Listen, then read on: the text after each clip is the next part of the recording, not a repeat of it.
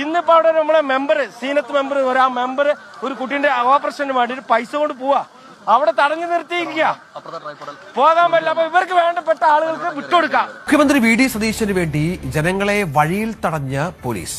മുഖ്യമന്ത്രി കടന്നു പോകുന്ന വഴികളിൽ വാഹനങ്ങളെയും വഴിയാത്രക്കാരെയും തടഞ്ഞു നിർത്തിയാണ് പോലീസിന്റെ ഗതാഗത ക്രമീകരണം.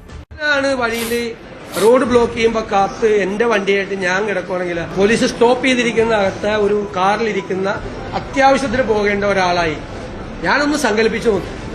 അപ്പൊ ഞാൻ എടുത്ത തീരുമാനമാണത്. ബാർ കൌൺസിലിന്റെ പരിപാടിയിൽ പങ്കെടുക്കാൻ മുഖ്യമന്ത്രി വി.ഡി. സതീശൻ കോടതിയിലെത്തിയ ദൃശ്യങ്ങളാണത്. മുഖ്യമന്ത്രി വഞ്ചൂർ ജംഗ്ഷനിൽ എത്തുന്നതിനും വളരെ മുമ്പേ വാഹനങ്ങൾ തടഞ്ഞു, വഴിയാത്രക്കാരെയും തടയാൻ ശ്രമിച്ചു.